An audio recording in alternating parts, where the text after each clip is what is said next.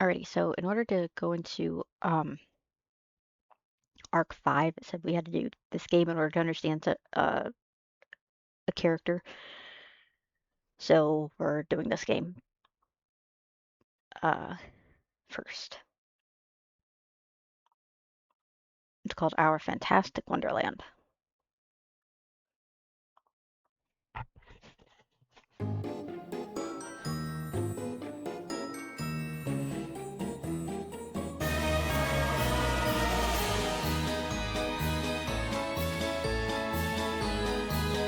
Wow, I gotta turn down my volume.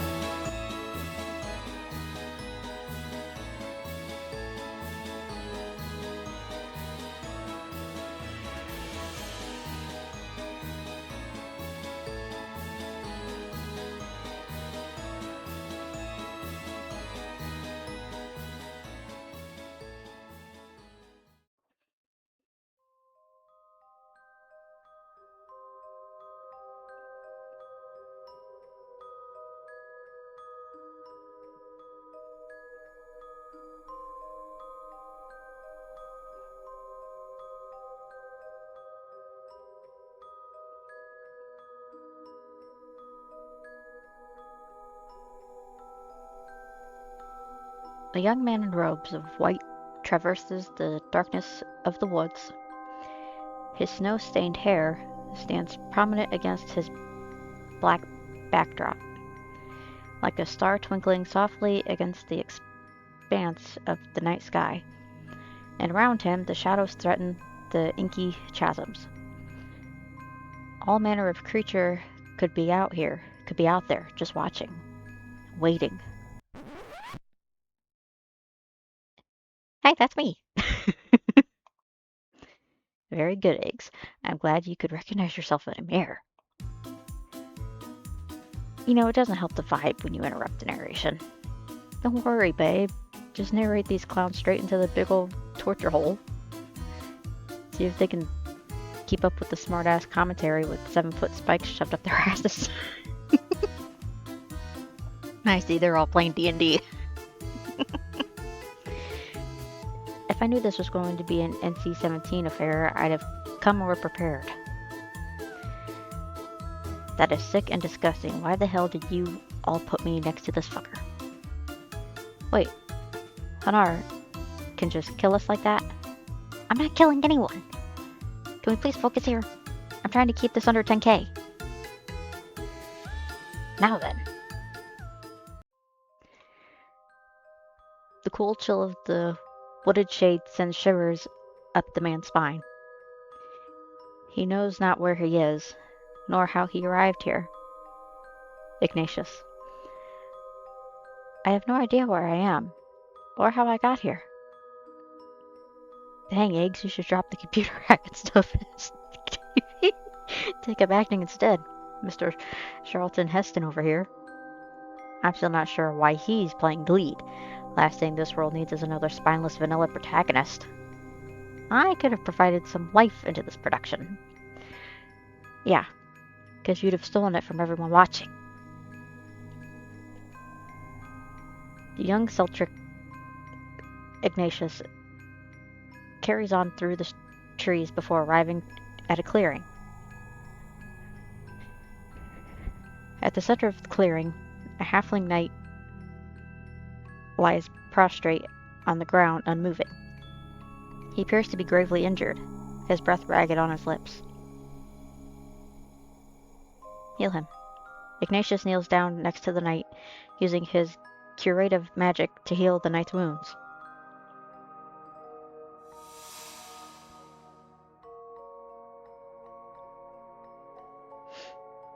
The knight stirs, groans,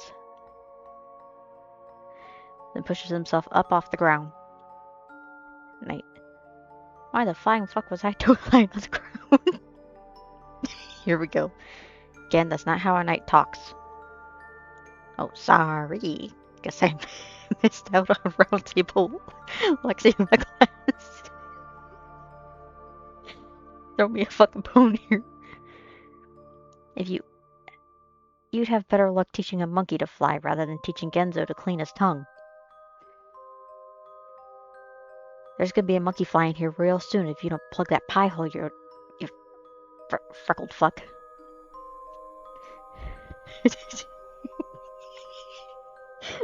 Oh my god.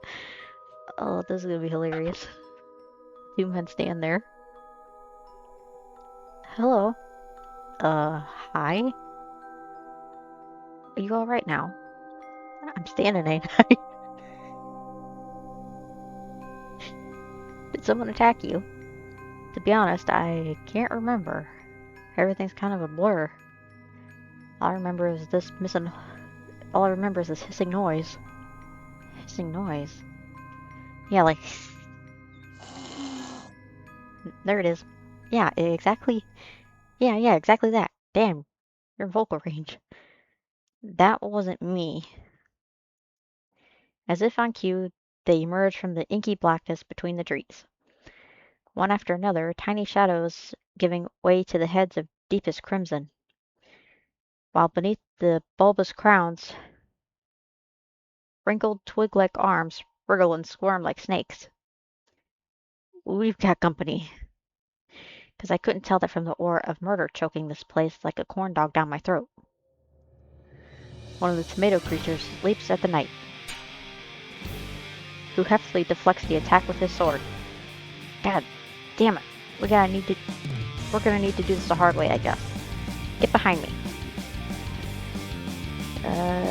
What he says. Considering Ignatius has no kind of weapon, he has no qualms about leaping behind the knight's back as the creatures draw near. But aren't these what attacked you earlier? One of the fiends comes charging toward them, razor-sharp fangs bared. The knight separates his arms and legs from his body in two quick flashes of his blade. Yeah, what about it? Last I checked, you almost died. Hey.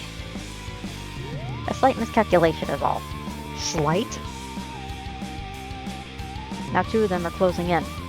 They race towards, zipping to the left, to the right, then flying at them from opposite sides. The knight spins toward, arching in the air, as it slices through their necks in swift succession, sending their bulbous heads bouncing to the ground. At that moment, Ignatius notices one bearing down on them from behind. Crap! He takes a harried step backward, only for the knight to grab him around the waist and pull him in close with a grunt. Damn vegetables. Another flash to his blade. Then the incoming creature falls to the ground in 6 neat pieces. Ignatius watches in wonder. Then lets his gaze fall to the iron-tight grip that the knight has around his hips. The knight must notice too, because he recoils with a flustered jerk. Be a bit more careful, yeah? The knight coughs. Decapitates another tomato. Coughs again. The remainder of the fight goes quickly after that. Another 10 or so more of the creatures are turned into ketchup.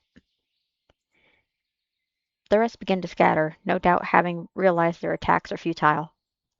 With a series of hisses, they retreat back to the trees, lost one more within the shadow. You're remarkably skilled. What can I say? I know my way around a sword. That was subtle. Hey, I'm a subtle guy. Did I miss something? Don't worry, Eggs. It's nothing. Yeah, nothing. At any rate, Ignatius ignores this comment. Well, what's your name, knight? Oh yeah, we haven't even done the introductions yet, have we?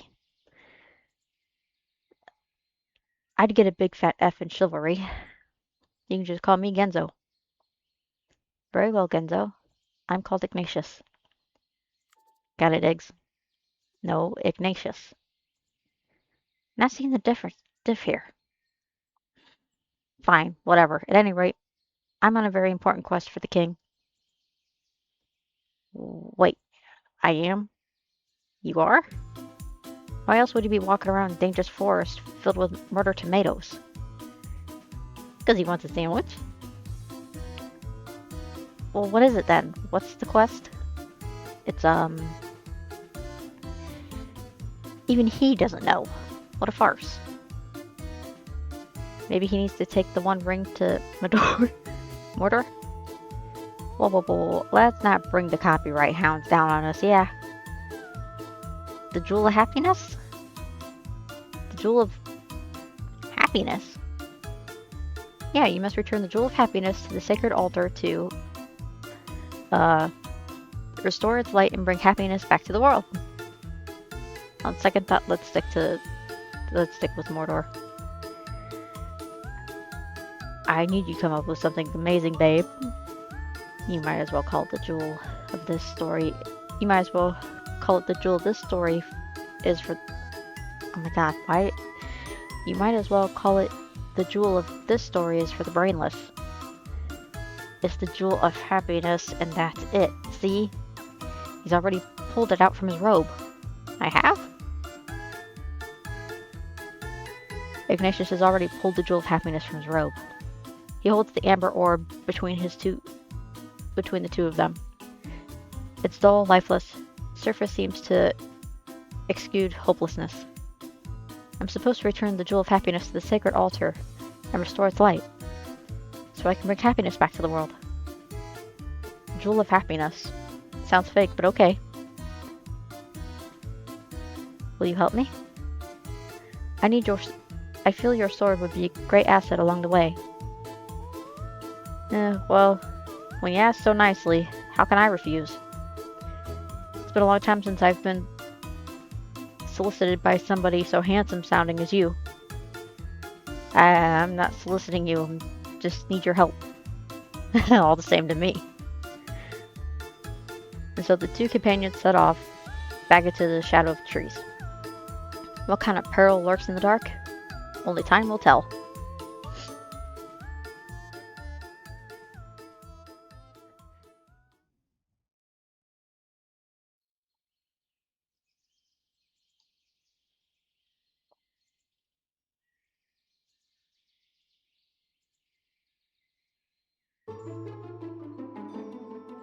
What are we looking at here? Seems to be a large empty field. Interesting. A bit sus if you ask me. It does have an aura of strangeness about it. The two companions have reached the edge of the forest, and only to be met with a new obstacle. An empty field. Oh, the horror. An empty field. Whatever shall they do? You know, I don't appreciate the sarcasm. This part was not supposed to be challenging. It's literally just a field that you have to cross. I don't know. I think it's good to be cautious. Yeah, because we'll trip and fall on an especially pointy rock and bash our brains out. Okay, fine. You want a suspicious empty field? I'll give you a suspicious empty field. Ooh. There. How you like that? Ugh. Does the field look scary beyond all reason now? Yep. With a terrifying red sky? Yep. I think I just wet myself. The two companions faced the extremely dark and horrifying field. Its aura chills their bones to the core. Maybe we can go around. They cannot go around. The field is wide and massive. Attempting to circumvent it would add days to their journey. Days they don't have if they have any hopes of restoring happiness to the world. Wait, did you just hear something? Hear something? No. Genzo goes tense, keening his ears toward the forest behind them. Is someone there? It happens in a flash. One moment, Genzo's standing on his own 2 feet. The next, he isn't. He goes tumbling, rolling, huffs and grunts on his back, cracks against the hard earth. Then comes to a stop, a shadowy figure perched atop him with a dagger pressed to his throat. If this isn't my least favorite pint-sized sword swinger. Wait, you two aren't supposed to know each other. How could I not know this imbecile? Just thinking about him makes my stomach roil. That's what I call IBS, bud. See? See how he taunts me? I practically deserve to slit his throat. There's not going to be any throat slitting. Fine. A little throat slitting is okay. I thought I felt eyes on my ass for an hour or so. Yes, everything is always asses with you, isn't it? What can I say? I like what I like. Oh, perhaps you'd like me cutting that tongue of yours off, huh? You sure you want to do that? I remember you praising it quite highly the last time I used it. The cloaked individual presses his dagger tighter against Genzo's throat. Snark all you want, but the day will come when I get to do everything I want to you. Oh, you gotta run to run to daddy because a little half hurt feelings.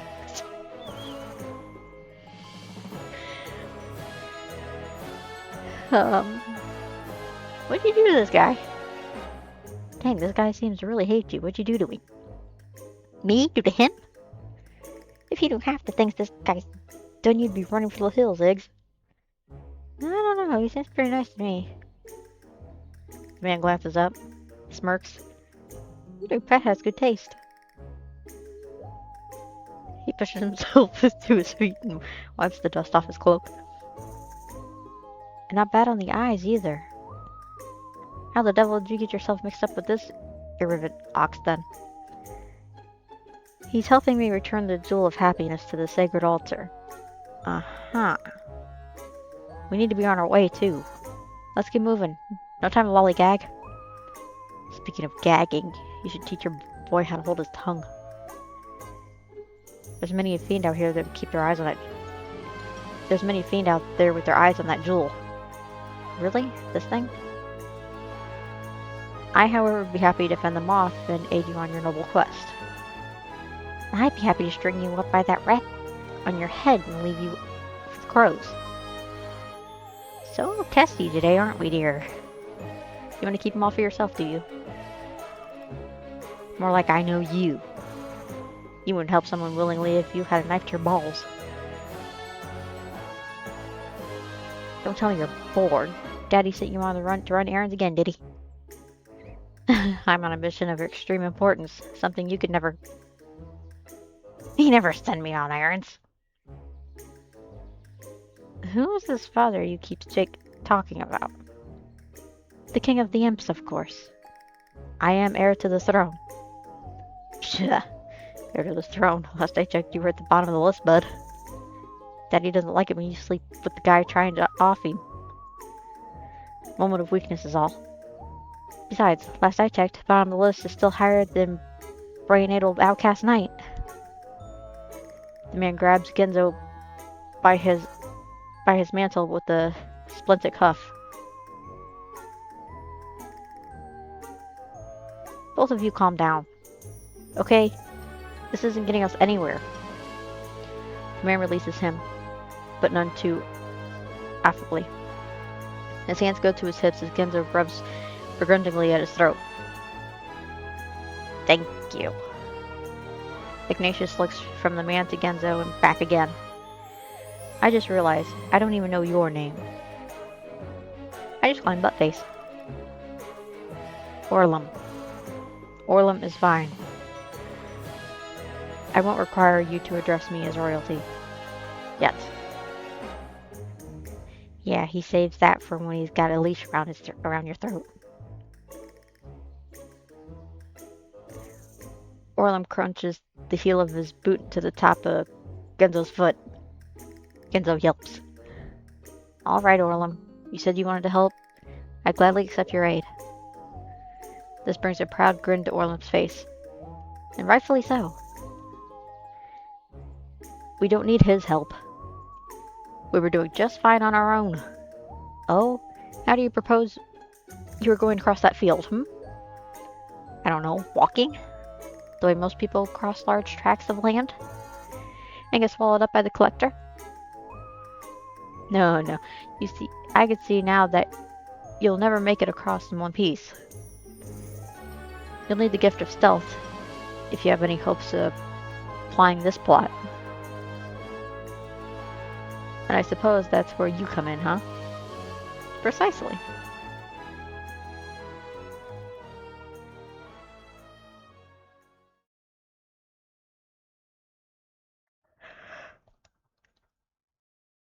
Five minutes later sees the trio slinking across the darkened field.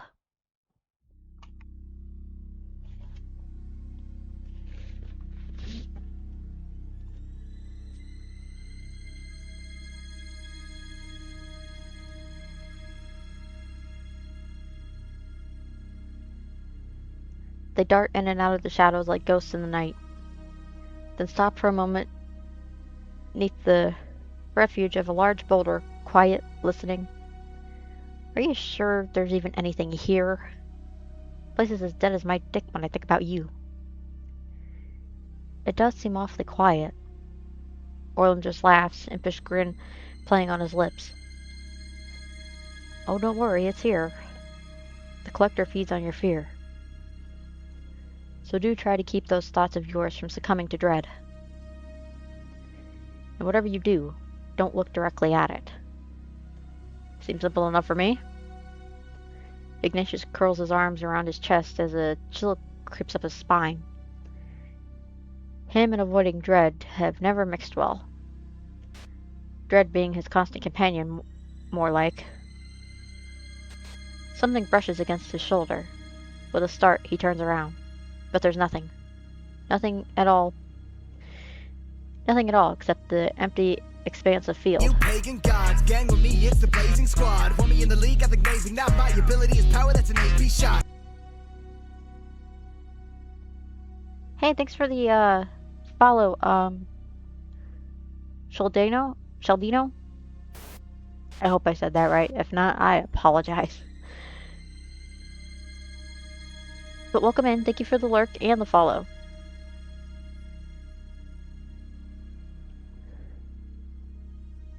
A trick of the wind, no doubt. But he can't help the anxiety tickling the back of his neck.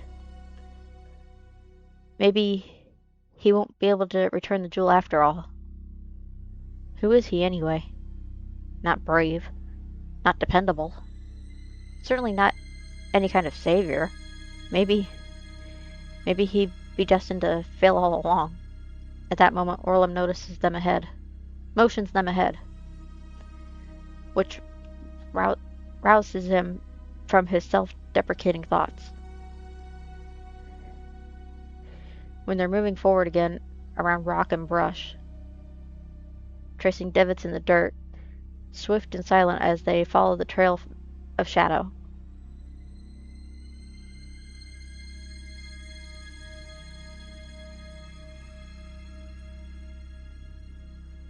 Orlem leads them beneath the blackness of a large decaying tree, and they crouch beneath it with ragged breaths, their chests heaving.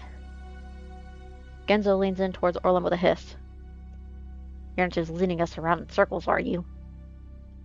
And force myself to stay in your close proximity even longer? You flatter yourself. Ignatius's discomfort continues to grow. He brings his knees to his chest, gazing out across the shadow-strewn field. Now the feeling is all over his head and shoulders, like something slithering across his scalp, tracing the lengths of his collarbone. His breath is coming out faster and faster. Ask for help. Guys, I'm feeling a bit weird. But the two companions continue to bicker and argue amongst themselves, neither one paying attention to him. Why would they pay attention to him? He's nobody. Nothing. A burden to any and all who cross his path. Surely they'd fare better without him. He squeezes his eyes shut. A bead of sweat works its way down his temple. He'll never succeed. He might as well give up now. Why had he thought he'd ever be able to do something heroic? The slithering extends down his chest, curling and twisting around his neck, his arms, his waist. It's all around him now, but he doesn't care. He closes his eyes. He's a bumbling coward who doesn't deserve anything better. Came here from Midnight Pact, Discord server, one of the founders. Oh, hi! Yeah, I'm a friend of Street Dogs. He invited me into the server. Again, if I butchered your username, I apologize. Is it okay if I just call you Dino instead? Because I'm having a hard time reading your name.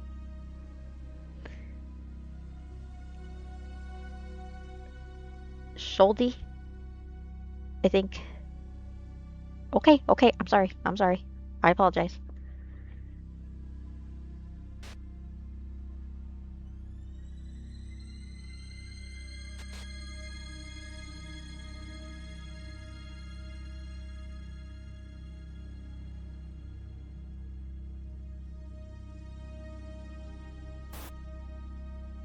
No, no, no, no. I wasn't thinking that at all. No, I was thinking of an easier way for me to be able to read.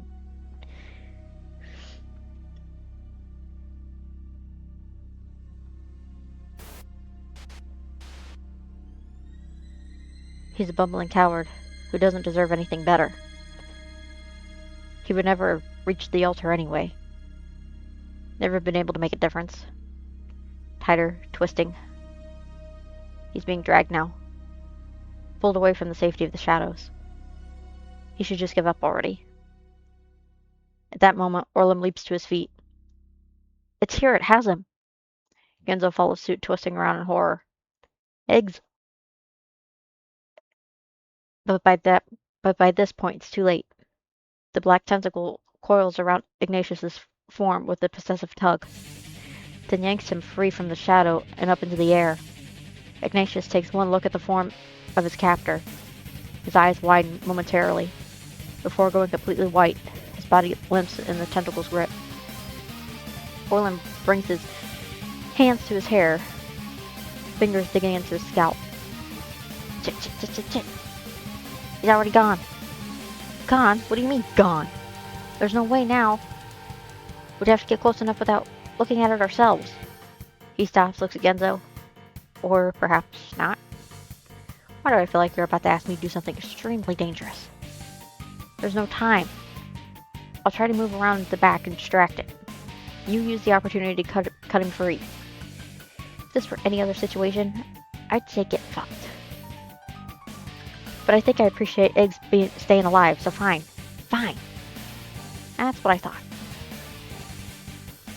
So go and do the only thing you're good at and slice some things in half. Orlem scuttles off to the shadows, dagger at the ready. Genzo unsheathes his sword. Back to the tree bark as he keens his ears.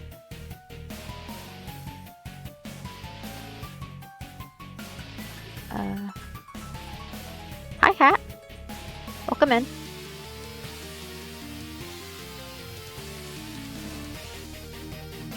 My name is Nicole. I mostly stream visual novels as I'm doing right now. This is actually a side part for...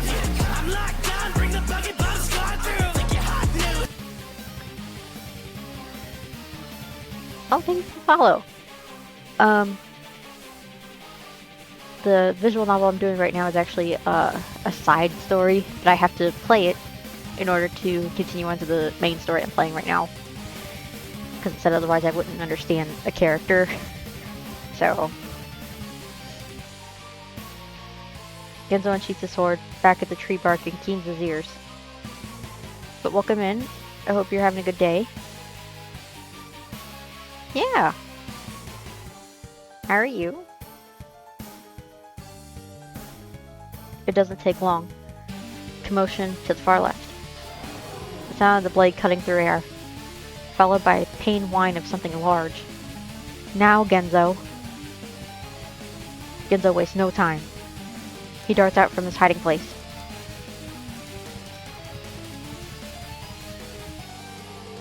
The beast is huge, massive. All around him, tentacles curling and twisting against the sky. And Ignatius is up there in them, with the writhing snarl of liquid black coils. Genzo follows the sound of them. As they whip around him, whirling, thrashing, thrashes that snap in the air. One flash. Two. His sword arcs through the air, taking out the inky coils one after another. Take that, you overgrown octopus from hell.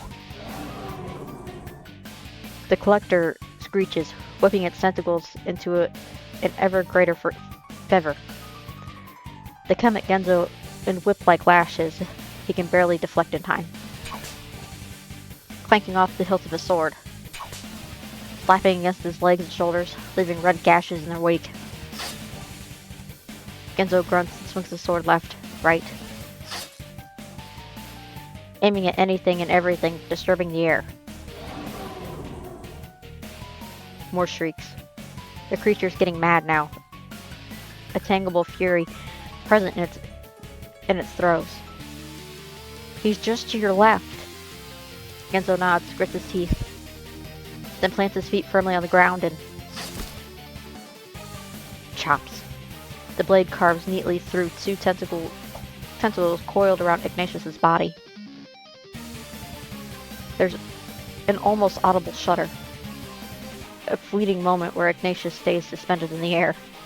Then Genzo holds out his arms with a little whistle between his teeth. Then Ignatius's limp form falls into them with a clumsy thwomp. Genzo doesn't waste another moment. He takes off, short legs booking it across the dirt.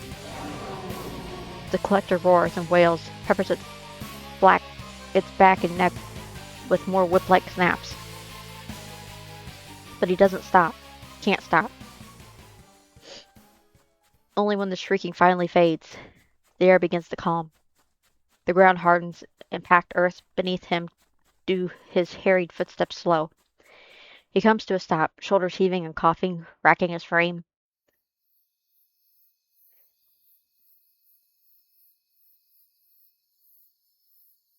Why is Genzo always the one that's gotta get injured? He stands there, catching his breath, keening his ears, listening for any sound, any sign of that thing still coming at him. But there's nothing. The air is deathly still aside from his breathing. Complete and utter silence. Until Orlum jumps down from who knows where to land on the ground beside him. Genzo yelps and falls back on his ass. Give him here. Well, what's wrong with him? I already said, he's gone. But there might be a way to bring him back if we act fast. What the hell does that even mean? But Orlum doesn't respond. He's already got Ignatius laid out on the ground, and is currently snapping his fingers in front of his eyes. Ignatius remains silent, his eyes as white as the bangs framing his face. Orlum curses beneath his breath, and begins rifling through his pack. You mean he's like passed out or some shit? Yeah, passed out. For all eternity. This answer finally seems to stop Genzo short. He runs a nervous hand through his hair, corners of his mouth twisting downward. Wait, am I dead? Yeah, he better not be dead. You're not dead, don't worry. Why do I not trust you, Mr. Antagonist over here? You know, that was pretty gallant of you, though, Genzo. It was? Oh, no. Praise for me, no praise for me, I see. Perhaps I should have left you there yet to rot? Thank you, too, Orlum. What? Well, what did I say? I think you broke him. Some bastard probably hasn't had anyone thank him for anything in his whole damn life. Orlum finishes searching through his pack, pulling out a small vial of gray liquid. Shakes it next to his ear. The hell is that? My wakey potion. Sometimes I need my targets awake, you know? It's quite strong. I'm going to do myself a favor and not ask. Anyway, it may be just what we need to jumpstart him back to reality. Should have known you'd have something weird to put in his mouth. Orlum kneels down beside Ignatius's head, prodding his mouth open with his fingers. He yanks the cork out of the vial with his teeth, then pours the entirety of its contents down the other man's throat. 1 second, 2. Both of them just watch Ignatius's limp form on the ground. Then, in a whopping fit of coughs, Ignatius begins to convulse. Hacking, hacking, hacking away, he curls inward, tears flooding his eyes as his hand comes to his mouth. It lasts for a good minute more, the sound of it both excruciating yet hopeful. When the convulsions die down, Ignatius's eyes have cleared. He looks first to Orlum, then to Genzo. Welcome back. Groan and roll over. Ignatius brings his hands to his face and groans as he rolls over. Why do I feel sick? Why is everything so bright? That's what happens when you take medication 5 times stronger than your body can handle. He's gonna be alright though, isn't he? He'll be fine. Just needs to rest. Almost as if on cue, Ignatius vomits a few inches from Genzo's feet. Everything is pain. Genzo grimaces, takes a step backward. Orlum claps his hands against his thighs and rises to his feet.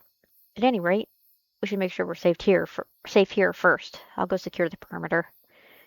Watch him, would you? Try not to let him choke on his own vomit or anything. Okay, thanks. With one last look, Orlum leaps off into the night, as quiet as a mouse. Genzo plops to his seat next to Ignatius. After a few moments of scratching his head and listening to Ignatius's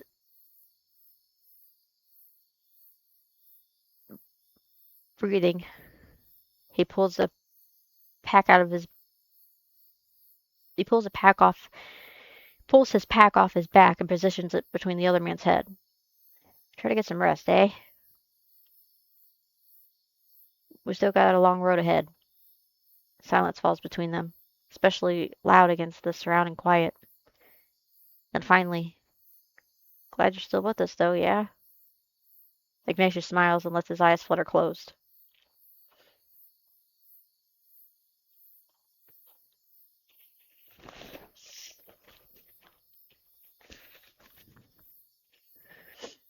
The trio spends the night beneath the stars, taking turns resting and keeping watch as Ignatius sleeps. Orlum builds a fire.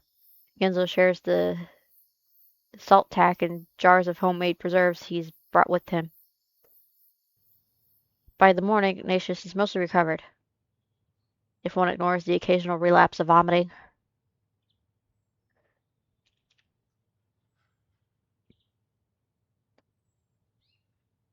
As they set off back down the trail, once more headed to the direction of their goal with hopes high, and only the intermediate doubt crossing their minds. On and on they walk, following the twisting path over rock and under hill, till just as the sun was about to hit its peak in the sky, they approach a crossroads. Smack in the center of the crossroads, they see a figure. The figure is unmoving, simply standing in the middle of the path. And even as they near, he remains still. In fact, they get all the way into the few yards of the figure with still no sign of movement. They come to a halt, stand there. Figure still stands there, just staring in their general direction, but making no sign that he's noticed them. Ignatius looks at his companions, who simply shoos him forward.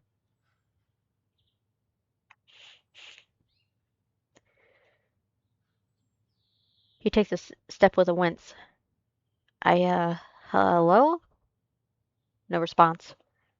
Nothing but the same far-off stare. Ignatius shifts from one foot to the other. Looks back. Receives nothing but a shrug from his companions. Tries again. Hello? The figure gives a sudden start. Who's there?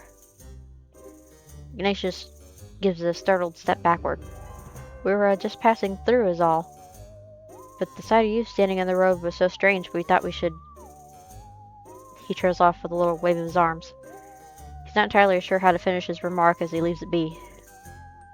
The blond gentleman looks to him for a moment, eyes dilating. He seems to realize something.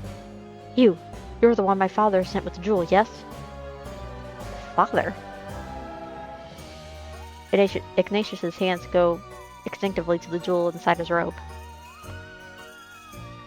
Wait, then doesn't that make you the prince? You two are quick-witted, aren't you? Oh, whoa. Wait just a minute here. All of us are going to ignore the fact that Gidget is what, Iggy?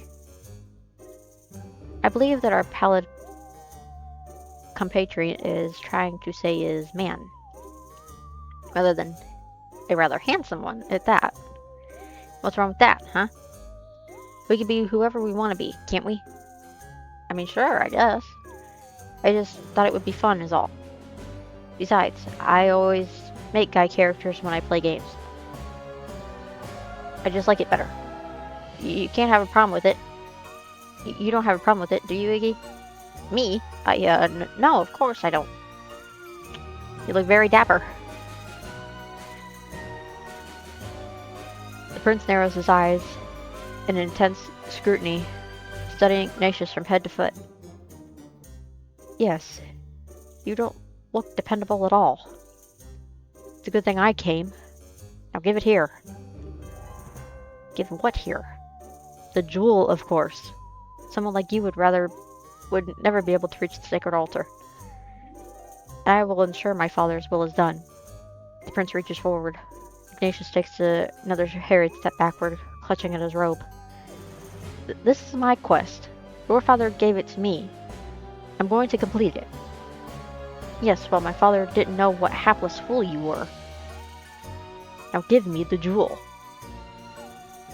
Don't give him the jewel. Ignatius stomps his foot on the ground. If you want this jewel, you'll have to take it from me. I will return it to the sacred altar. Very well, you're apparently as naive as you are inept. The prince unsheathes his saber, long and thin, and points it at Ignatius's throat. I shall take it from your cold, dead corpse. This is enough to spur both Ignatius's companions into action. Genzo's sword comes out. Quick arc of it sends the tip of the prince's saber to the side with a clank. And Orlam is behind the prince with a high, invisible celerity, his dagger going to the prince's throat. The prince attempts to jerk away, prompting Orlam to press the blade tighter against the skin. Go on, try me. I've always dreamed of committing regicide. Orlam pushes his face into the back of the prince's neck. The prince scowls. My father will have your head if you so much as lay a scratch on me. Genzo brings his sword up at this, directing it to the prince's chest. Yeah, well, I'll have your guts for garters if you even think about touching our Sultric. Guys, let's just calm down, okay? Let's perhaps not resort straight to violence. Ignatius looks to the prince up and down. Maybe, Prince Gent. Right, Prince Gent can simply join us. Then he'll still be able to ensure I complete my quest successfully. At this, the weapons finally fall. The four of them looking between each other with furtive glances of uncertainty. Join forces? What on earth makes you think I would do such a thing? I don't know. Maybe because it's 3 against 1, bud? And I doubt sweet Kingy would appreciate his son's head delivered to him via express courier. Okay, maybe we stop threatening the prince, considering I don't want to be arrested for treason. Treason would be the least scandalous thing I've ever done time for. Be right back, purging my brain for what you just said, thanks. Stop talking about me like I'm not here.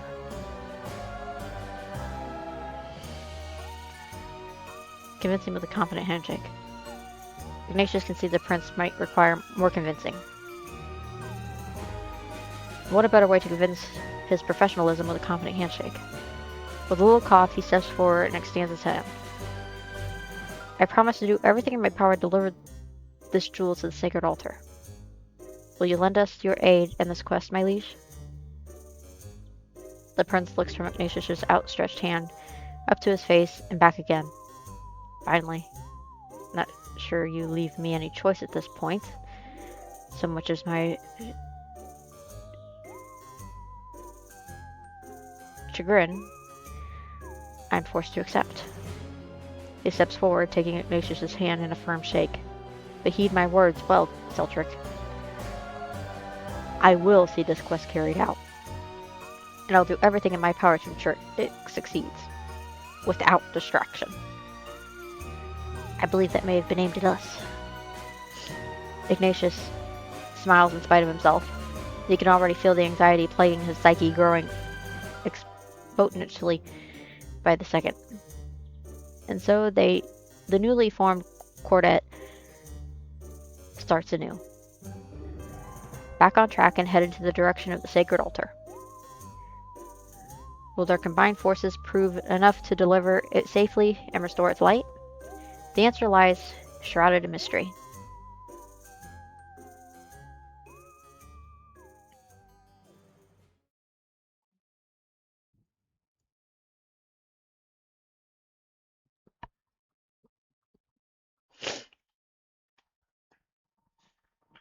Oh, my leg.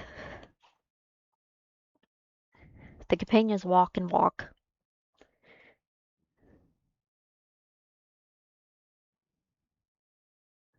And walk and walk.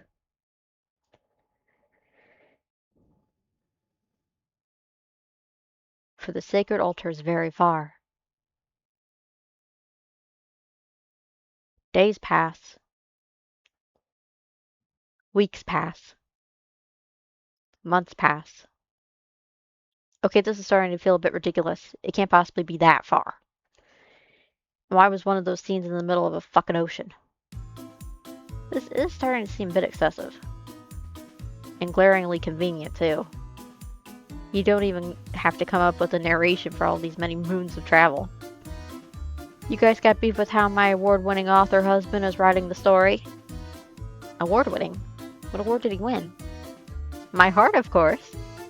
Everyone's got to be a critic. Here, I thought I was doing you all a favor by skipping over the boring parts.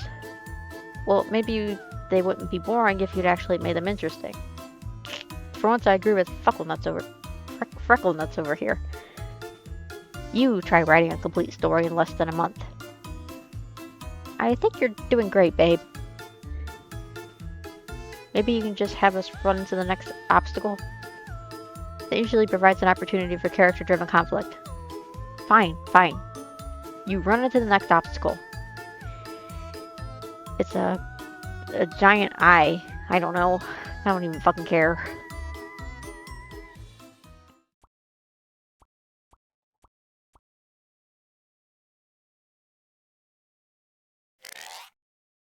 The sound. The group suddenly runs into a new obstacle. It's a giant eye. Sitting right in the middle of the bridge they need to cross. No one knows how it got there. It's just there. Four of them stare up at the eye in wonderment. What are we looking at, folks? I can practically hear the collective dick shriveling taking place in your pants right now. It's a giant eyeball. Concerning. Can we avoid it? Considering its girth is currently occupying the full width of the bridge, I would say no. Yeah, I figured as much, but thought I'd ask. The prince puffs up his chest and takes the only slightly hesitant step forward. You there, eye creature. I know not your motive for blocking the path right now, but I must ask you to relocate yourself at once. We must cross this bridge on important business for the king. There's no response from the eye. The prince turns around in search of answers from his companions, but receives nothing but a series of shrugs.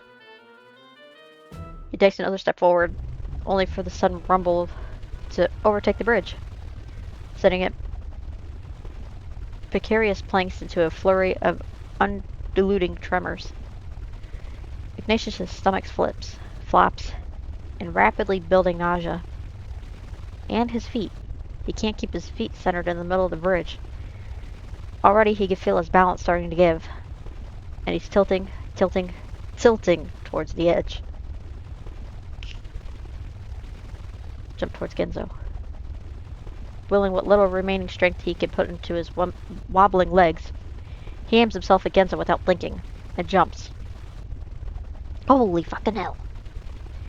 Genzo takes a startled step backward, brings his arms up around him all the same. Ignatius latches himself to the halfling's stocky frame with a terrified snake, burying his face in the side of Genzo's neck. He doesn't open his eyes until the quakes finally begin to subside, and the surface of the bridge still beneath their feet. Genzo's silent, still. A bead of sweat dribbles down the side of his temple. Finally he coughs, gives Ignatius an encouraging squeeze. You okay there, Iggs? Ignatius takes a moment to recover, opening first one eye, then the next, then realizing with a start where he is. He leaps back. Sorry, I lost my balance. It's fine. That was quite the rumble. Orlum slinks over at this, curling an arm around Genzo's shoulder with a playful tug. Quite the rumble down below as well, I might imagine. Get off me. He jerks away with a huff, though Ignatius doesn't miss the tinge of pink on his cheeks, which sends an uncomfortable flush to his own. He's not, however, given time to dwell on it. If you gentlemen are done messing around, we've got ourselves a new problem over here.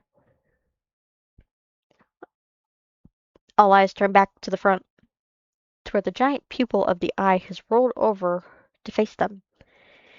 It's now staring at them curiously. Ignatius feels a shiver curl up his spine. Fortunately, the prince once again takes the lead. He steps forward, clears his throat. If you are indeed sentient, then I ask that you heed our request and allow us passage. We have urgent business to complete on the other side of this bridge. The eye looks from the prince to Ignatius to Genzo, then Orlum in turn. It turns its massive, watery pupil back to the prince.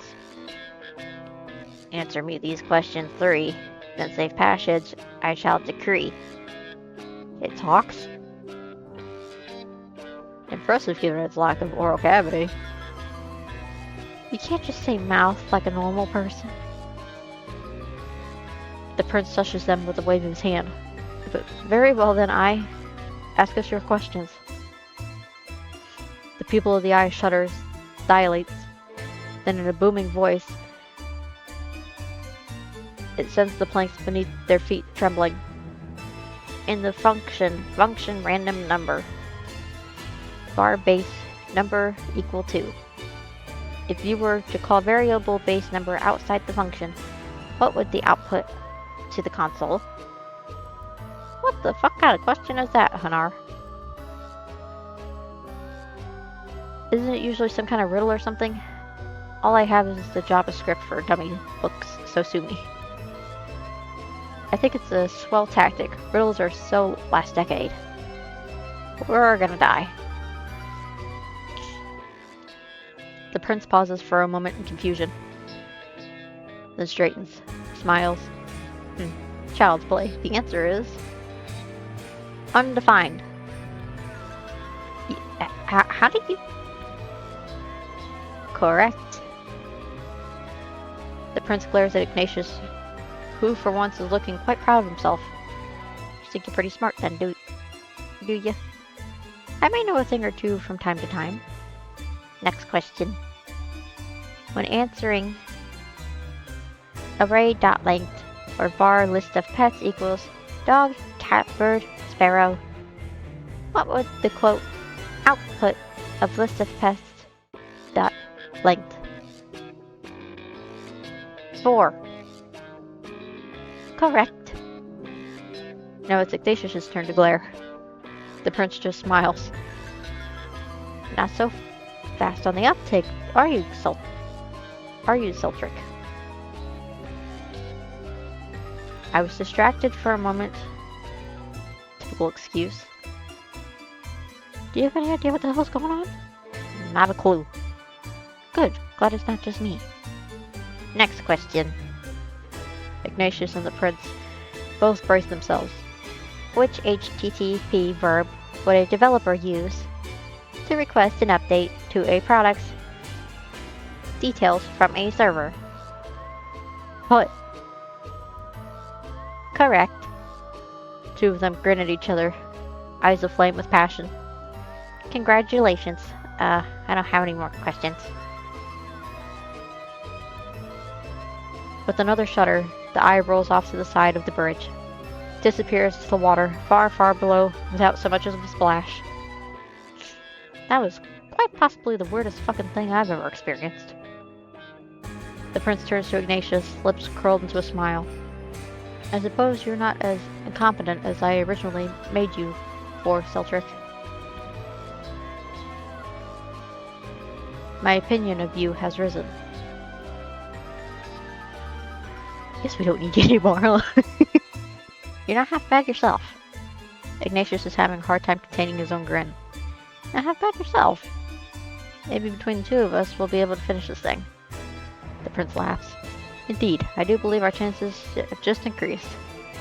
The two clasped hands in a moment of triumph and caramel that could have rivaled even the most famous of shonen anime. What are we then? The peanut gallery? We may have just been regulated to the role of comic relief.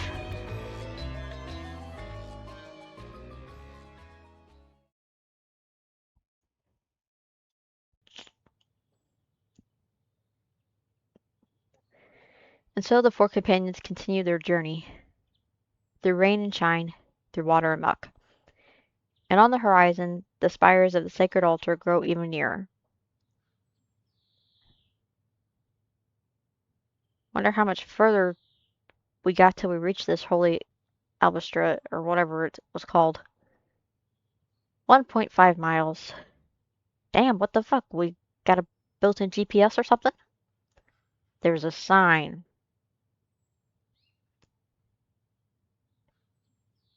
Don't I feel incredibly sheepish? We're almost there then. Finally, we'll be able to complete our quest. Or will you? With a collective gasp, the group turns at this new role. Wait, hold on.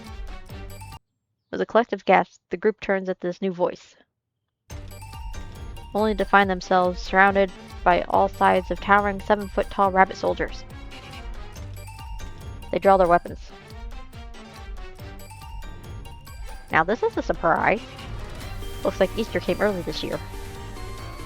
You will not allow us to pass if you know what you will allow us to pass if you know what's good for you, rabbits.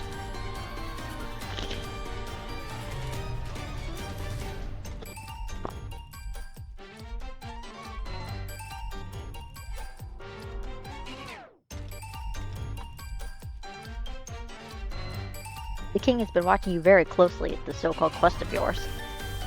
My father? Your father, the king? Don't make me laugh. I mean the real king. What are you even talking about? What does it matter? He'll be dead soon anyway. Nab him, boys. The rabbits charge. They're quick as lightning. Giant furry masses that move with accelerating speed. Ignatius can only watch as his companions begin to fight. He scoots back in an attempt to get out of the way, but they're everywhere. More and more of them joining the fray. To his left, Genzo's deflecting incoming spear attacks with the well-placed arcs of his sword. To his front, Orlum is leaping in and out from the incoming onslaught, landing jabs of his dagger on the necks and arms. To his right, Gent is parrying two sets of spears while peppering their owners with jousts of his saber. Clanks, clashes, and fleshy whacks surround him on all sides. And he has to sidestep again and again whenever a flurry of weaponry grows too near. He can't even keep up with it. It's too much. And it's happening too fast. Swirling chaos around him. With nothing he can do to help. A grunt to his left. Genzo gets hit first. Eee. He can see the flash of red across his arm from a spear he hadn't managed to evade. Then a heavy thud. One of the rabbits had caught hold of Orlem's cloak and thrown him to the ground, hard. Orlem leaps back to his feet. It's clear he's hurting. A yelp of pain was right. Now Gent too has taken a hit. 3 fresh claw marks have been gouged to the flesh of his cheek. He needs to do something. He needs to help them. But who? It's all happening so fast. Genzo's the one that went down, so... He moves on instinct. Darting toward his left before his mind can even talk himself out of it. Genzo! Genzo glances back at the sound of his voice. What the fuck? Say that back, Gigs! But you're hurt. Ignatius runs to the knight's side, readying a spell as quickly as he can. You're gonna get yourself fucking killed. One of the nearest rabbits lunges forward, spear aimed right at Ignatius. Ignatius yelps, drops to his knees with his hands protecting his head. Genzo curses and brings his sword up to block it. But the awkward angle just throws him off, because he nearly topples backwards. It takes all his strength just keeping it held back and himself upright. Ignatius can only look up in wonder and awe, maybe, just maybe, a little bit of the adoration at the halfling's feat of strength. Finally, with the last hearty grunt, Genzo manages to push off the rabbit's spear away. He follows it up with a set of quick flashes, carving deep as the red lines across the rabbit's torso and shoulders. Another attack. And another. Ignatius stays huddled to the ground watching. But they're coming at Genzo faster now. Genzo's speed and strength are waning. While fending off one rabbit, another one launches itself to his side, throwing him off guard. He stumbles backwards, falling to the ground. Genzo! Ignatius crawls over, one hand on Genzo's shoulder. Fuck. Genzo wipes the blood painting his brow. The rabbits are closing in. Genzo grimaces, grip tightening around the hilt of his sword. I'm not gonna let anything happen to you. Genzo, why don't we all just hold our fucking horses here, eh? A sudden voice booming across the entire clearing stops all of them at their tracks. A shadow from above. It leaps to the ground, causing the earth itself to quake upon impact. Then the 6'2" woman rises to her full height. A giant axe perched on her shoulders. Someone call for a Buxley sandwich? Ha, cavalry finally arrives. Cavalry finally arrives. Time to turn the turntables. Turn the... Oh, whatever, the skull's cracked. It's skull... Oh, whatever, it's skull cracking time. What? Nothing, I just never imagined you so homicidal. You sure you can handle all these rabbits, though? You wound me, friend. I'm not some floozy who ain't got chops. Now let's get this party started. Rabbits gaze in surprise at the newcomer monopolizing the center at the clearing. One finally works up the courage to charge at her. Bucks takes the head clean off of the neck with one mighty swing of her axe. Oop, there went a head flying. Everyone watches it bounce to the ground with a fleshy thump. 1 second. 2. The rabbits quickly go into panic mode. Running this way and that, trying to scatter away. But Bucks isn't finished with them. With a giant goff that rattles their very bones. She rushes forward with the all-heaving sinews and untapped furrow with the stampeding ox. She swings left, right, uppercuts one right up the crotch, and spins, severing spear tips and dick tips and limbs alike. It's a variable squall of swirling, whirling, iron-plated entropy. Bunny can stride, but they ain't got the spry. She turns towards another cluster, currently cowering and with their ears plastered to the tops of their heads. More of them, huh? Good, I'm still hungry. Then she's rushing forward again. Acts like a mighty cleaver, bringing down hell's judgment on the unfortunate lapines. After about 10 of the rabbits are in various states of dismemberment on the dirt, she finally slows, watching as the remaining few scuttle off to the distance. Chicken liver, a lot of them. No one else wants to taste old Buxy, I see. Dripping blood and guts and furry clumps on the ground, she wanders over to the group. You folks okay? Looks like you just seen a ghost. Ghost of Christmas past come to make up me or a pet for my sins, maybe. You're incredibly capable, ma'am. Ah, that was just a warm-up. Gotta keep these guns in shape, you know. I shudder to think what you'd consider true workout. Feeling all of a sudden somewhat courageous, and perhaps a bit terrified at the prospect of what could have happened, Ignatius steps forward, hand outstretched in supplication. We are on a quest to return the Jewel of Happiness to the sacred altar and restore its light. Your strength would prove invaluable in helping us reach our destination. Would you lend us your aid? Bucks looks at Ignatius, looks at the rest of the group, who all merely turn to look in fervently hopeful silence, then smiles, laughs. The force of it sends spatters of gory goo to the ground below with each heave. Sure, seems fun enough. You can count on old Buxy here to keep you folks in one piece. I'll have your back and your butt crack. I'll have your back like a butt crack. Wonderful. I will make sure my father rewards you handsomely. Wait a minute, reward? Nobody said anything about reward to me. Next to them, Orlum can see Bucks's gore-bedecked biceps and growing appetence as he blushes.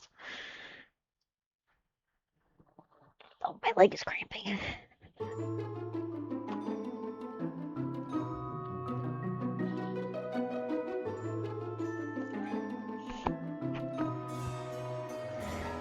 Finally complete quintet continues the remainder of their journey without issue. Their path takes them up the winding cliffside to where a giant castle overlooks the plains. It's positively enormous and boasting towering walls, soaring spires, and thick-set bulwarks strong enough to fend off even the most heinous of onslaughts. This is the sacred altar? Indeed. What else were you expecting? I don't know, something not quite imposing, I guess? Suddenly not sure if I'm here to return a Jewel of Happiness, or rescue a princess from her tower. Why not both? I've always been a big fan of multitasking. I just have to ask, what's your opinion on strap-ons? Strap-ons? Strap-on what? And where? Don't worry, I could teach you.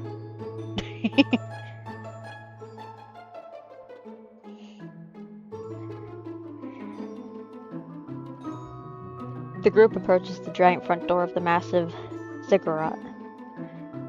A giant apparatus is embedded into the wooden frame of the door.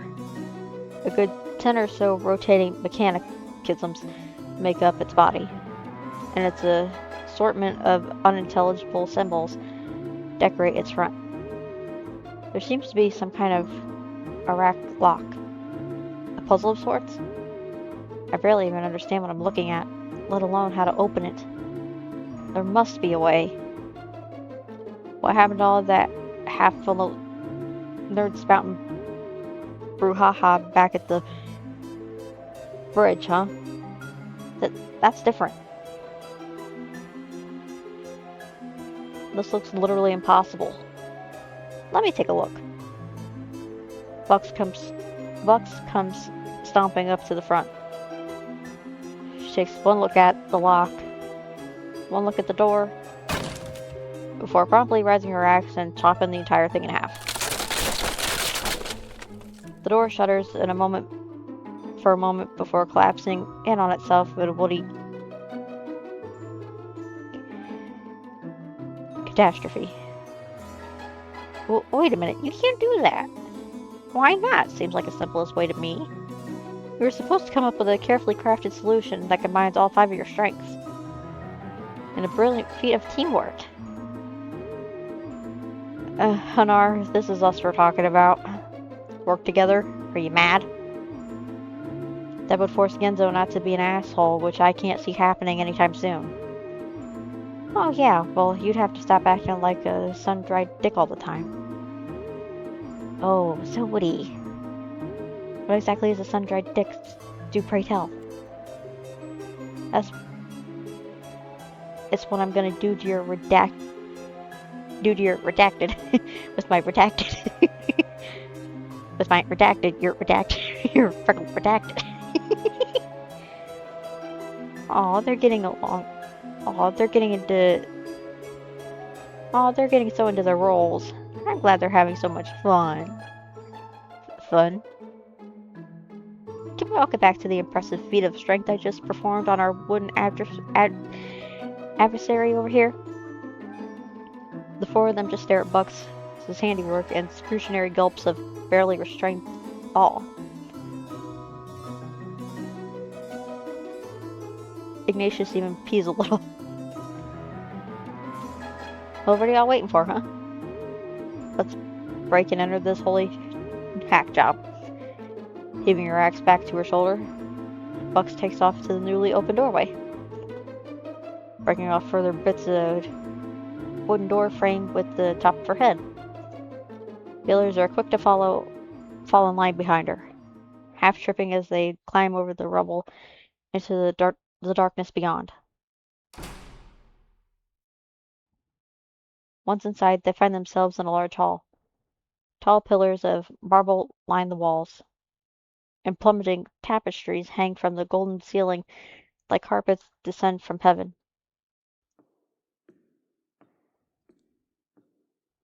Ignatius takes a step out into the grand expanse of the foyer, looks around. Hello? His voice echoes at the doomed ceiling. There's no response. No one home, perhaps. What'd you expect? Some kind of holy guardian we'd have to give a good-ass pounding? Sounds risque. I don't really know, I guess. Ignatius pulls the jewel of happiness from his robes, gazing down at his dull, lifeless surface. What do I do with this thing? It doesn't exactly come with instructions. He begins scrutinizing its surface as though looking for an answer. Was kind of hoping it'd just light up or something when we arrived.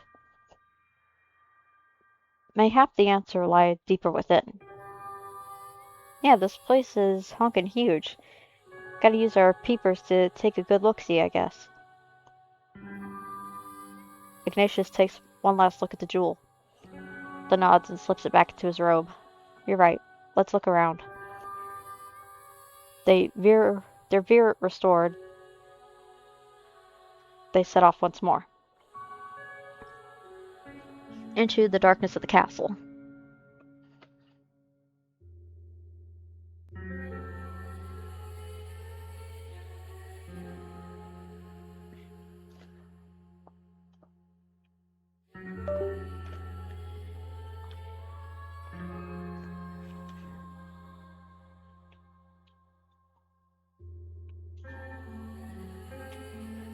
It's quiet around them.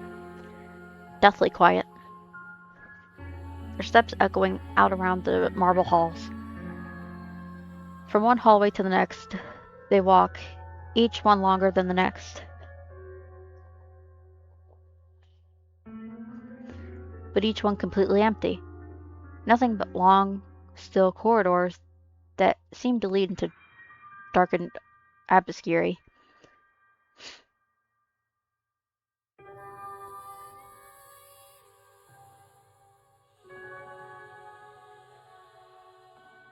We gonna be able to find our way back?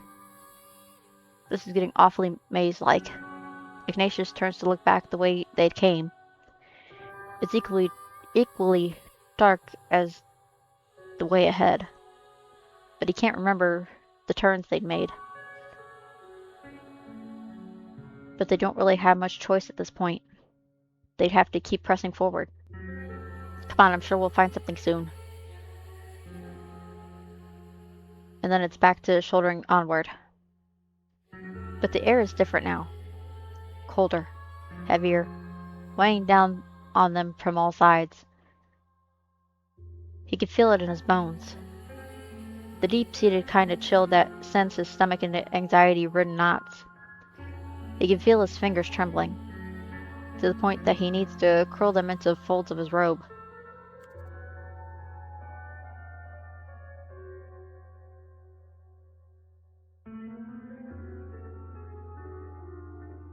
The lights flicker. A shuttered on-off, on-off. Ignatius stops in his tracks, waits a moment. Then, when they seem to stabilize again, looks back. He blinks, wondering, at first, if he's seeing things. He shakes his head. No, someone's missing. Where's Orlum? The rest of the group turns around to look.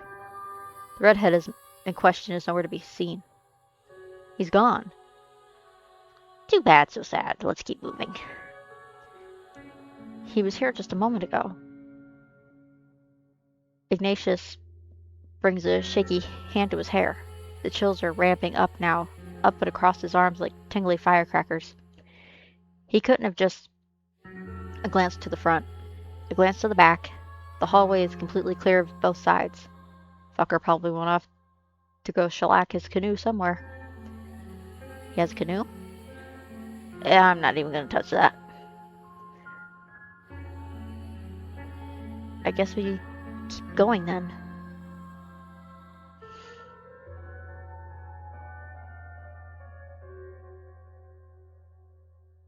I get the feeling we're going to lose everyone one by one. Oh no, it's flickering again. Yep, there went Bucks. Heart twisting. He twirls around, searching. Bucks? Bucks is gone. Aw, hell. There goes our only party member worth a damn. This is admittedly starting to become somewhat alarming. Ignatius gulps. His heart is starting to pick up now. If this keeps up. But no. He shakes his head. They need to keep moving. Everything will be fine.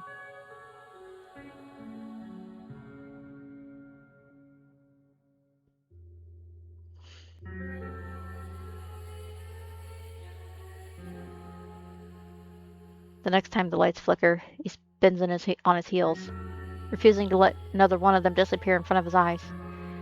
But it's already too late. By the time he's facing backward, Genzo's the only one standing behind him. Genzo cocks his head curiously. What? You're the only one left. Genzo makes a show as though looking around and scratches his head. Concerning? You're telling me. Maybe they've all been invited to some secret party. Don't be too sad at not being invited, Diggs. You get used to it after a while. This isn't time to be making jokes. There's another flicker. Followed by another. And then the lights go out for good. Ignatius gives a little whine of terror and steps back until he hits the wall. What happened now? The lights went out. It's quiet for a moment. quiet save the rapid beating of Ignatius's heart. It echoes up inside his head with a dull thrum. Then he feels a hand on his, as gentle as it seeks his out. Gloved fingers slipping between his and tugging him forward. Come on. If he weren't scared of his own wits, he might have noticed the flush rising to his cheeks, but he doesn't. Instead, he simply curls his fingers tighter around Genzo's. He lets himself be pulled away from the wall. Stay close, yeah? Okay. And then they're moving forward again. Just the two of them. Down the corridor of endless darkness. Around them, the walls seem to undulate with invisible waves. Tangible sense of isolation closing in on them.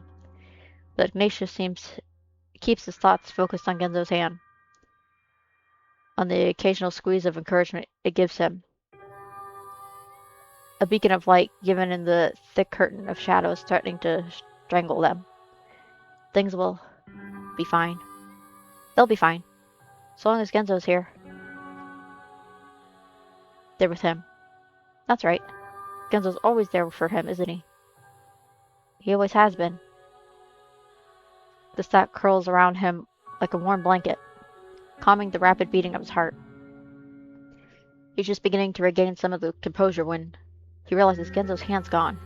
He stops. Reaches forward. Swings his arms out in increasingly panicked flourishes. But Genzo's simply gone. Genzo? There's no response. And already Ignatius can feel himself start to curl in on himself. He's alone. So fucking alone. The darkness closing in on him. Okay, I've had enough of this. Where did you guys go? Can we finish this scene up already? Guys? Guys, what the fuck? Genzo?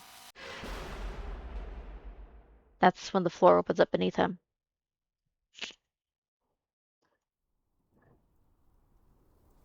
He doesn't know how long he falls. It's dark all around him. Like he's falling through nothingness. A gaping dark abyss surrounding him on all sides. There's something oddly familiar about it. The wind whipping around him. The silence forming a dull buzz in his ears. But how? How could it be familiar? How could any of this be familiar? The thought makes his stomach twist. What's going on? He doesn't know anymore. He's lost. Lost in something much bigger than himself, with no way to stop it. And just as he's beginning to wonder if he'll simply keep falling forever, the ground rises up beneath him like a steam engine to the gut.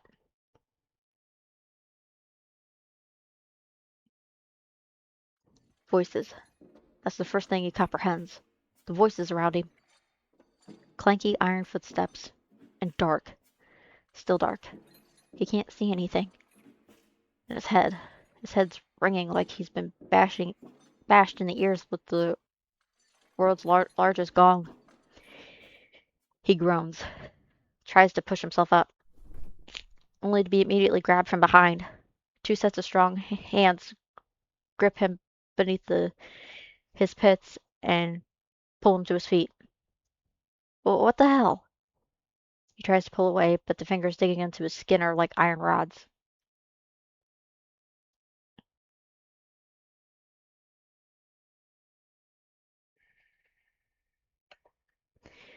Then they're moving, marching forward,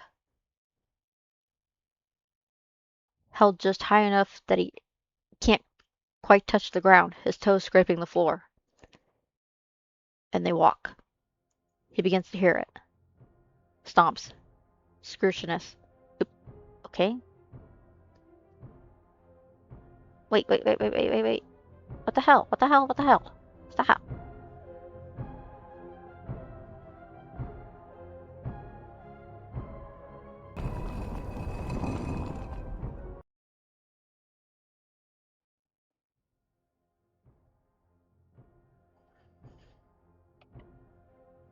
What the hell?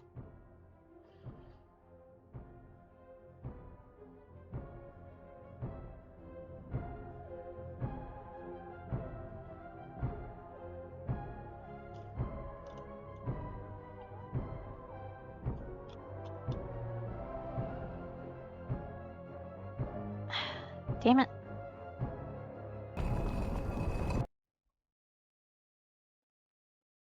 Okay, wonder why it was doing that. And as they walk, he begins to hear it. Stomps, screeching, crisp and thundering, and chants. An entire chorus of them, growing louder and louder. The ground trembles beneath his feet, louder. He can feel it in his bones now, vibrating through the spine. Panic tremolo stirring his heart. The world opens up around him, taking his breath away. Oh, do I have a choice to click it now? Some kind of vast underground hall. Everything red, hot, glowing, glowing. Lava cascades down from awe-inspiring high ceilings and gleam in brilliant gold. Flames bubble up like dragon's breath and puffs and ward the air around them. And the ground. The army. Immeasurable by the amount and lined up on either side of the path in front of him. Tens of thousands of rabbit soldiers. And all of them stomping, chanting, pounding their spears against the hard-packed earth.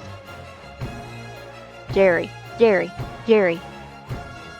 Ignatius swallows hard as his captors begin dragging him down the aisle.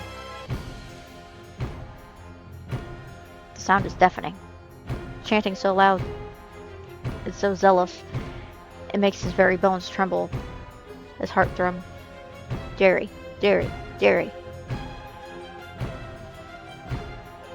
Back and forth, he watches the favorite soldiers and their frenzied exultation dragged further and further along. The air is scorching his lungs. He can see a gathering up ahead, past the ranks of soldiers. More rabbits, holding small figures between them.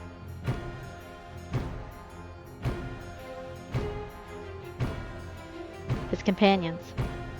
He squeezes his eyes shut. The world starting to spin around him. Jerry, Jerry, Jerry. Closer and closer. Until a throne comes into view past the gathering. It's a glinting in the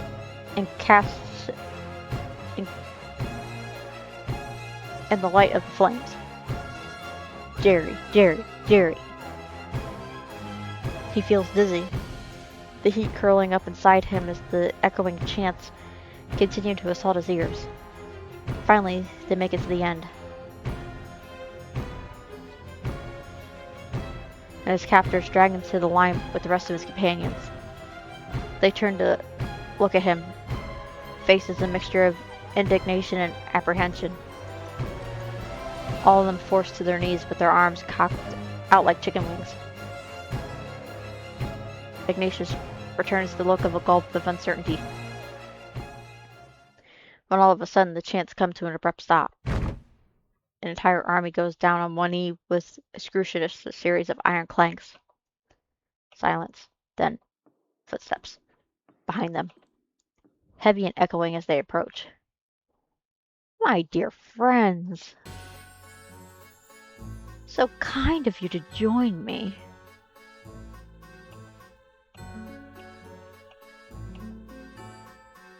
Century 284? The rabbit in question doesn't move for a moment. His ears rocket skyward, body stiffening like a rod. I told you to call me Jerry. The bark makes Ignatius flinch. Willem, however, just grins. You really expect me to stoop to that level? You rabbits are nothing but expendable pawns. Who needs names when your only purpose in life is to serve the king? Jerry twitches, then stomps over.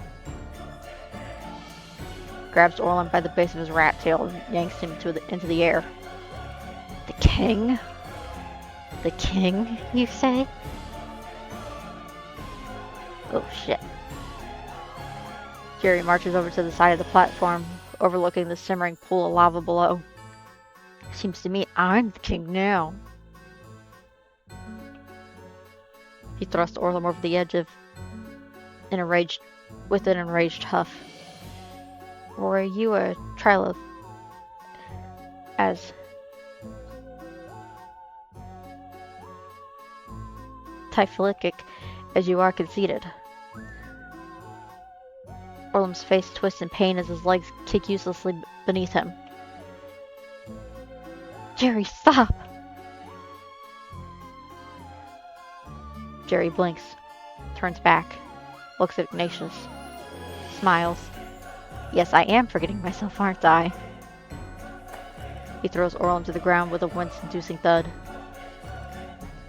Orlum goes rolling. He tries to push himself back to his feet. Jerry brings a foot down on his back, slamming him back to the ground.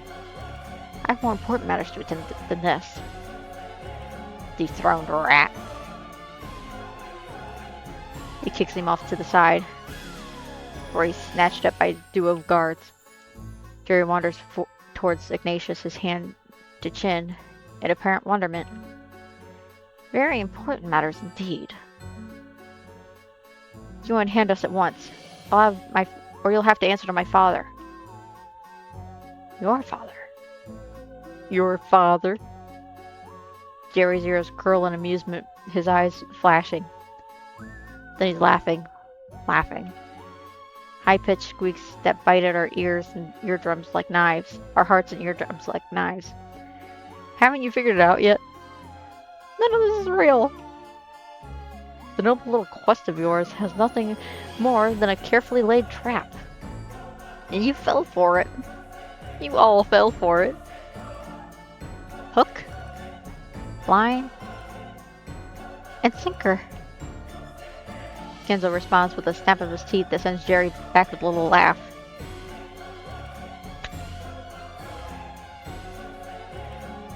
What do you mean? Jerry shakes his head in a sardonic pity. Why the jewel, silly? He cups Ignatius's cheeks in his hands, tutting beneath his breath. I need to destroy that naughty piece of gravel in order to keep my glorious new kingdom intact.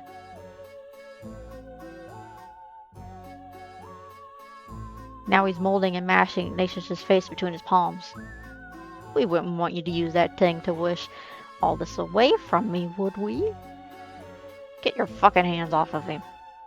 Down, boy. Jerry sighs and flicks Genzo's forehead, who reels back with a growl. No, I've made far too much progress for that. Can't go back to that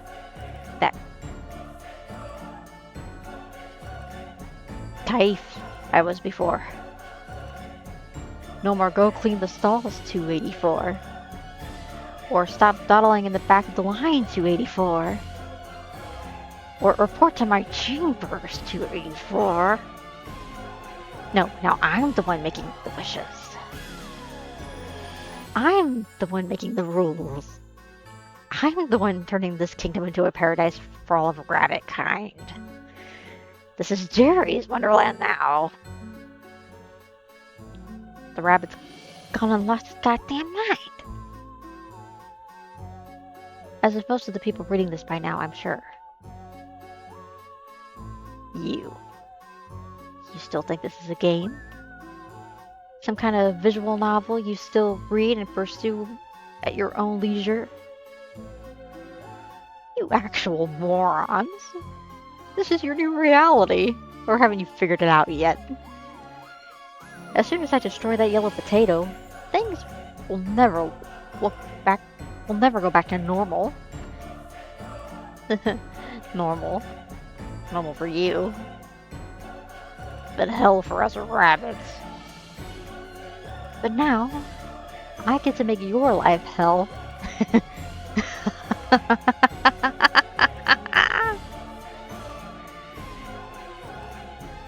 Why do I feel like I've heard that line before? Search me. I'll never give you the jewel.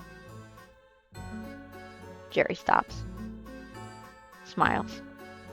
Look at you being all brave. Well, sorry, kid. But there ain't much you can do at this point. He snaps his fingers at the guards. Turn him over. Ignatius's world quickly turns upside down as the nearest guard grabs him by his ankle, and he's hanging uselessly in the air, his robe fluttering around him. One shake, two, then the jewel of happiness falls to the ground with a dull thud. The guard drops him back to his feet. Jerry smiles and walks towards him, but Ignatius moves before he can even stop his head from spinning. He darts towards the jewel, hand outstretched, only for the nearest guard to sideswipe him with a spear. He goes tumbling to the ground. At first, he can't seem to breathe. There's pressure. Pressure overtaking his chest. He realized at the start the impact must have cracked one of his ribs. Pain.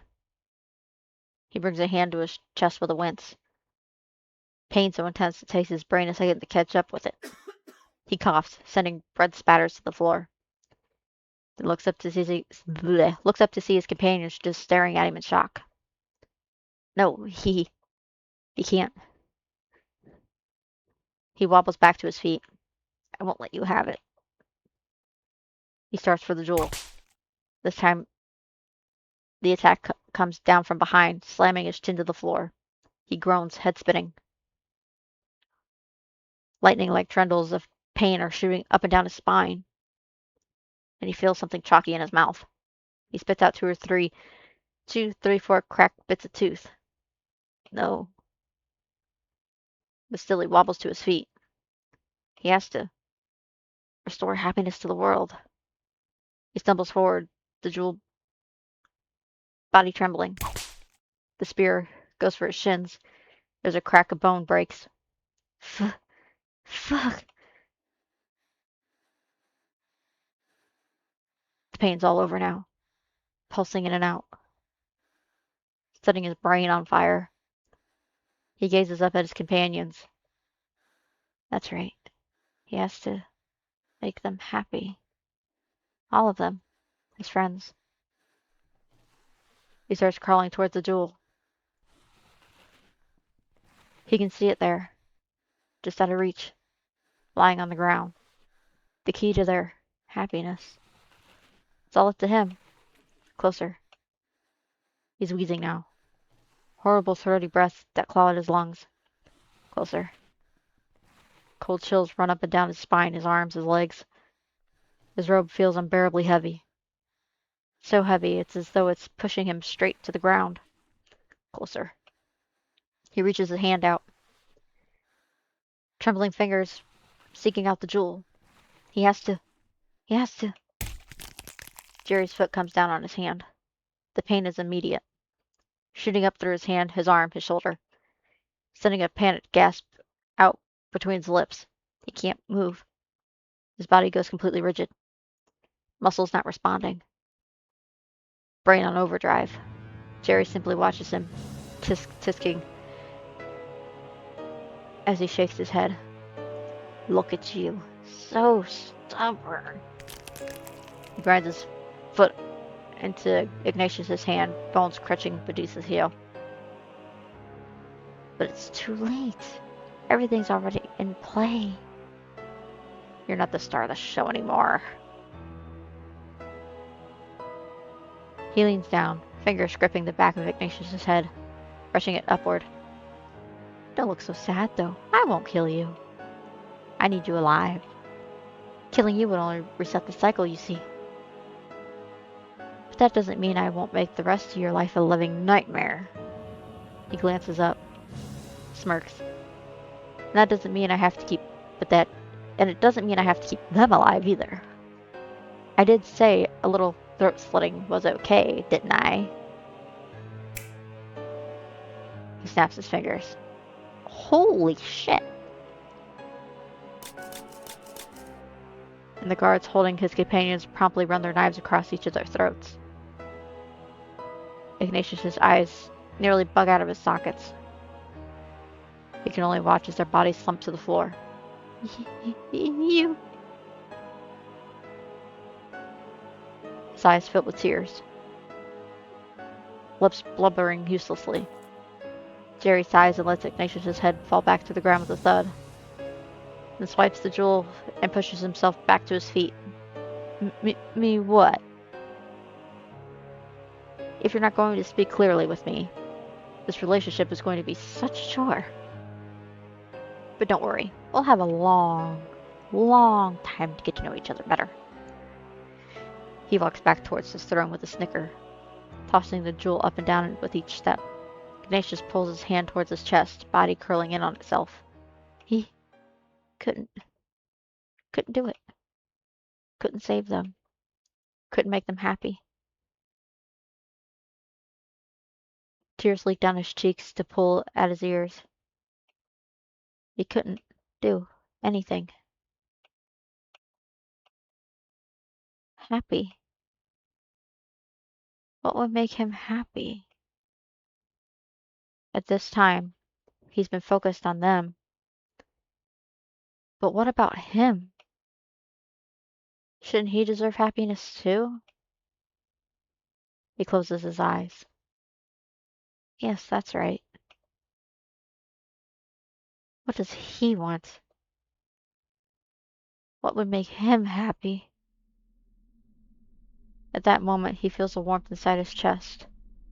The tiniest warmth. Growing up and out of his heart. Warding off the chill and the shakes. Filling him up with from the inside out. Yes, that person. Person that makes him happy. If only he could have told them.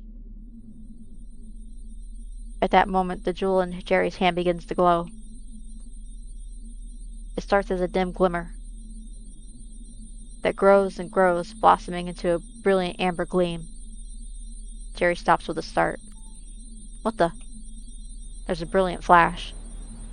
Then beams of light begin shooting out from the jewel, one after another. They extend all the way through the hall, past the hall, and out to the plains, to the sky.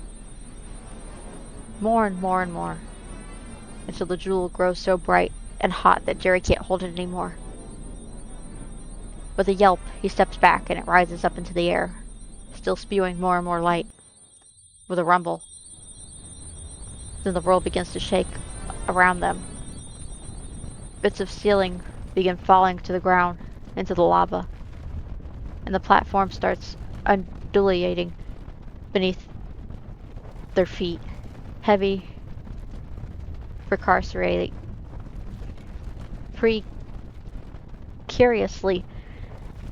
back and forth.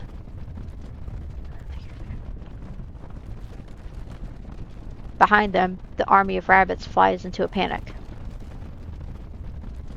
They run left, right, shouting and screaming in their attempt to escape the hall. But through that din, another noise emerges. A sword.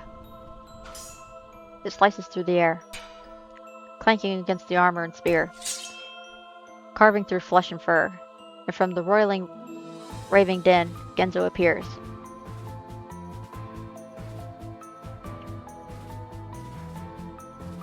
He ascends the stairs to the throne, stands over Ignatius, hilt of his sword tight in his grip. You stay back. Stay back, I say. Genzo says nothing for a moment, then drops his sword to the ground with a clatter. No point killing a fucker like you anyway. He kneels down, feels for Ignatius' form, then lugs him up into his arms. You okay, Iggs? Ignatius presses his face into Genzo's chest and nods. Let's see if we can't blow this fucking popsicle stand, eh? He shoots Jerry a little wave, then turns on his heels and runs. Down through the din, and the chaos and the smoke they run. Through the still panicking rabbits flying left and right. Through the falling rubble and leaping flames. Back across the bridge as it begins to twist and turn and buckle. They reach the end just as the giant piece of ceiling breaks off. It takes out a hunk of the ground in front of them. It leaves a gaping hole in its wake, flames licking at the cracked edges. Fuck. There's nowhere to go. Already the rest of the platform is crumbling around them. And the gap is 5, 10, 20 times too far to leap. Fuck, fuck, fuck, fuck, fuck. He turns around, but the tremors underfoot are enough that even he can tell the bridge behind them is gone. Great heaping chunks of it tumble off to join the molten pot below. They're left stranded in a precariously balanced island in the middle. Fuck, fuck, fuck, fuck, fuck, fuck. Despite everything, though, Ignatius is calm. Again? Again. What? It's okay. Remember what Jerry said? If I die, everything gets reset. Like hell I'm letting that happen. There's nothing we can do. The world itself is collapsing. As if on cue, 2 more giant chunks of the platform break off. The little platform is getting smaller and smaller. I'm just glad I could be here with you. Here at the end of all things. This ain't Lord of the Rings, Ziggs. Ignatius simply laughs. I just wanted to tell you before everything resets. And we forget all this ever happened. That you make me happy again. Really happy. Ignatius kisses the halfling's cheek. Genzo goes bright red. Really? Ignatius just nods. Ah, fuck. Fuck. What is it? Just trying to psych myself up. Because goddamn it, if I still don't even know, then I really am the most hopeless fucker in the world. Psych yourself up for what? But rather than answer in words, Genzo answers by pulling him close, pressing their lips together. That moment, the platform beneath them falling, they're falling. Clutching at each other, clutching to each other, twisting and turning as the air whips around them, embers prickling at their skin, as they focus only on each other, then holding themselves so close they can't even breathe. It's coming. Ignatius closes his eyes, takes a deep breath, then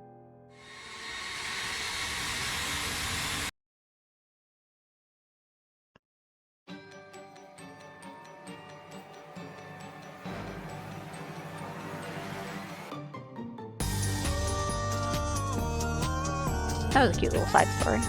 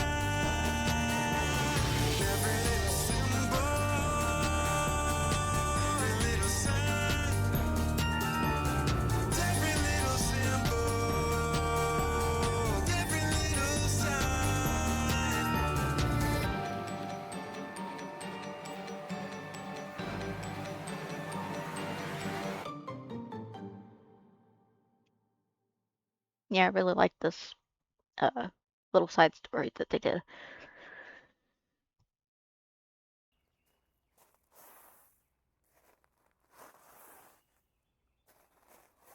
Iggy's awoken by the sound of Mrs.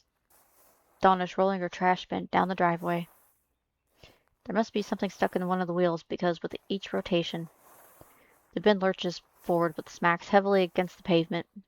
Roll, roll, smack, roll, roll, smack. He sits up in bed, all of a sudden overcome with the urge to look out the window. Then half trips, half stumbles out of the sheets. She's there, Mrs. Dawnish, that is. He half expected she would be. Only a second after he spies her halfway up down the driveway. Bottle falls out of the bin. An interesting bottle. Somewhat round and oblong. And of an interesting golden hue that glints in the morning sun. It almost looks like a potato. He watches her stop, pick it up, toss it back inside the bin. Then is back to her interrupted journey. Roll, roll, smack, roll, roll, smack. Iggy watches her a moment longer, brows furrowed. But ultimately shakes his head, turns back to his room. Yes, his room. This is his room. It's the same as every morning. And yet somehow it feels like he hasn't seen it in a long, long time. Brings his hand up through his hair. When he does so, he winces. Strange pin-like pain blossoms across his fingers. He looks down at his hand. He sees nothing wrong. 5 fingers, just like usual. And all of them perfect working order. He curls them in and out. Gives his hand a shake. He blinks, finally sighs. This is getting ridiculous. He doesn't have time for this. He has work to do, clients and deadlines.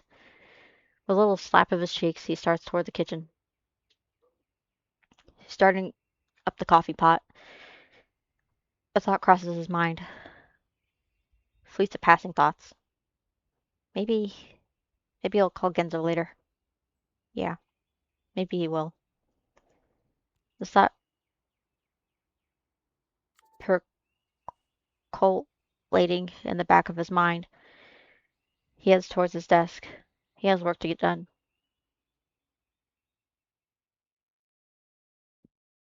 Thanks for playing. Yeah, this was a really cute side story.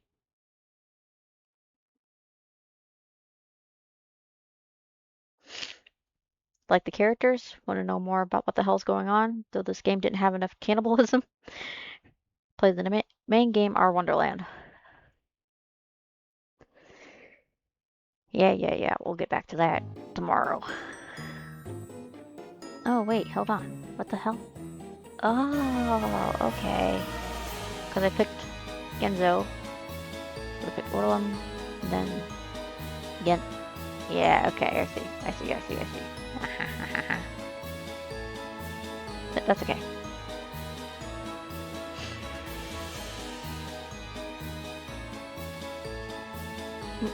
That's all for tonight. Thanks for watching, and I will see you guys tomorrow. Good night.